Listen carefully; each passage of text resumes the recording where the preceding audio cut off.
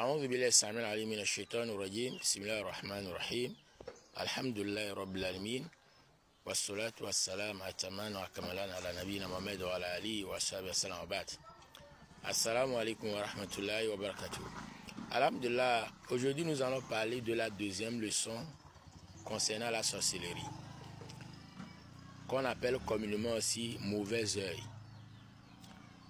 La fois passée, j'avais parlé de la sorcellerie dans la leçon numéro 1. J'ai donné les versets. Dans le Coran parlait de la sorcellerie. J'ai cité quelques versets la fois passée. Et même dans la Bible même a parlé de la sorcellerie. Si on veut donner l'exemple, par exemple, Jézabel, la femme que la Bible avait parlé, la Jézabel, pour les non-musulmans, dans Apocalypse 2, versets 20 à 21, et dans 1 Roi 19, verset 1 en Allah, Jézabel avait fait tuer des prophètes. Jézabel avait fait tuer des prophètes au temps du prophète Élie. Le prophète Élie, c'est le prophète qu'on appelle en islam An-Nabi Ilyas, alayhi salam. Il avait fait tuer des prophètes parce qu'elle était une reine. Elle était une femme vicieuse, malséante, mauvaise, qui même obligeait les gens à adorer des faux dieux, des idoles et à manger des viandes des idoles. Les savants bibliques disent que cette femme qu'on appelait Jézabel était une sorcière. Et quand on revient dans la Bible, dans le Nouveau Testament, on voit Bar Jésus. Il y avait un homme, un juif, un faux prophète, qu'on nomma Bar Jésus, qui n'était pas Jésus, fils de Marie, qui est le vrai prophète. C'est un juif, un faux prophète, qui égarait les gens. C'est un magicien, c'est un sorcier aussi. Ça veut dire que pour les non-musulmans, la Bible, ça a parlé de la sorcellerie. Donc, notre prophète Mohammed nous dit dans Sahih Muslim, Abdullah ibn Abbas, qui est le copain du prophète, a rapporté la hadith. Notre prophète nous a dit que Laokana shay'un sabaka al-qadra la sabaqatu al-ayn. Notre prophète Mohammed sallam dit, s'il existait une chose qui peut dévancer le destin ou bien la prédestination de Dieu, si cette chose-là existe vraiment, ça serait la sorcellerie ou bien le mauvais œil.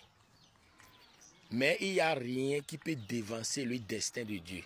C'est-à-dire, si Dieu a dit que telle chose va t'arriver, c'est la chose là qui va t'arriver.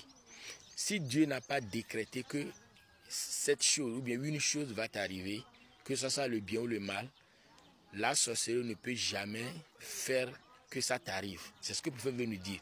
Mais le prophète veut nous montrer la puissance de la sorcellerie, la mauvaise puissance, la mauvaise influence de la sorcellerie. C'est pourquoi il dit, s'il existe une chose qui peut dévancer peut-être le destin, ça serait la sorcellerie. Mais il n'y a rien qui peut dévancer le destin de Dieu ou bien la volonté de Dieu. Ouais, non. Donc le destin de Dieu, on peut dire aussi que la volonté de Dieu. Donc même la sorcellerie même ne peut jamais dépasser, dévancer la volonté de Dieu. Ce que Dieu veut de toi ou bien pour toi. Non. Mais on doit faire attention. C'est pourquoi la femme du prophète Nana Aïcha, qu'on appelle Aïcha radiallahu anha, a dit dans Sahih Bukhari, le prophète, il dit que Kana Rasul ya'muruni an astarokiya min al-ayn. Nana Aïcha dit que le prophète m'ordonnait de faire l'exorcisme contre la sorcellerie, de me le faire à moi-même. C'est-à-dire le prophète qui est le mari de Aïcha, le prophète ordonnait à sa femme Aïcha de faire certaines évocations de Dieu, de lire certains versets coraniques contre la sorcellerie. C'est pourquoi tout sorcier ou toute sorcière est envieux ou envieuse. Mais tout envieux ou envieuse n'est pas sorcière ou sorcier. Tout sorcier ou sorcière, c'est un envieux ou bien une envieuse. Tout sorcier, tout sorcier ou sorcière fait de l'envie. Il envie. Toute sorcière envie. C'est avec son envie. S'il t'enviait, c'est ça qui fait qu'il va te faire du mal par la volonté de Dieu. Mais si Dieu, c'est pas la volonté de Dieu toujours. C'est pourquoi Dieu nous dit dans Sourate 113, verset 5 que Dieu nous dit, demandez protection, demandez refuge auprès de Dieu contre le sorcier ou la sorcière envieuse ou envieux, contre ses envies qui fera contre toi pour te faire du mal. Il y a un verset dans Surat Tawbah, chapitre 9 du Coran, verset 129. Si on lisait ce verset même, Dieu peut nous protéger contre la sorcellerie, contre les satans. C'est ça qu'on dit. Hasbi Allah, la ilaha illahu alayhi tawakkaltu wa huwa rabbul arshil azim. C'est un verset coranique. Surat Tawbah, verset 129. Tu dis Dieu me suffit. Il n'y a de Dieu à adorer sauf le vrai Dieu. Et je place ma confiance à ce Dieu. Et Dieu est le créateur de son trône, de son immense trône. Quand tu récites ce verset-là, Dieu va te protéger. Hasbi Allah. La ilaha illahu alayhi tawakkaltu wa huwa rabbul arshil azim. Ou bien tu lis aussi Kulu Allah Ahad jusqu'à Kulu Allah Bifak, Kulu Allah Binas, Surat Nas, Surat Falak, Surat Ikhlas. Tu lis ça, ayat kursi, Dieu va te protéger contre ces choses.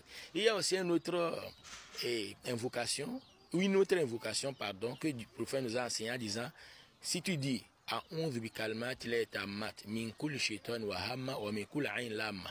si tu récites cette invocation, si Dieu va te protéger contre la sorcellerie.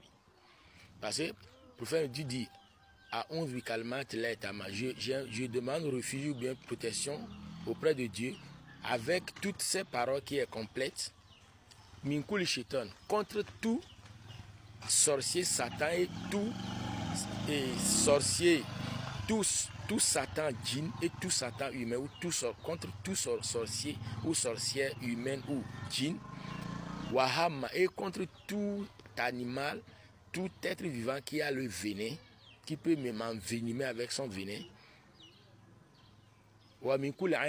et tout sorcier ou sorcière. Donc quand on implore, on demande, on récite ces choses-là, Dieu va nous protéger, nous et notre famille à la fois. Donc la sorcellerie est mauvaise. Certains sont nés avec la sorcellerie, certains achètent la sorcellerie, certains on les donne.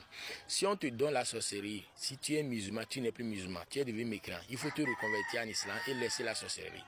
Si tu es né avec la sorcellerie aussi, là il n'y a pas de problème, mais il faut faire tout et tout pour ne pas gêner les gens avec ça. Dans la troisième leçon de la sorcellerie, on parle là de ceux qui sont nés avec la sorcellerie et ceux qui achètent ça ou ceux qui apprennent ça. Comment faire? Quels sont leurs critères? Inch'Allah. Wa billahi tawfiq. Wa alaikum salam wa rahmatullahi wa barakatuh.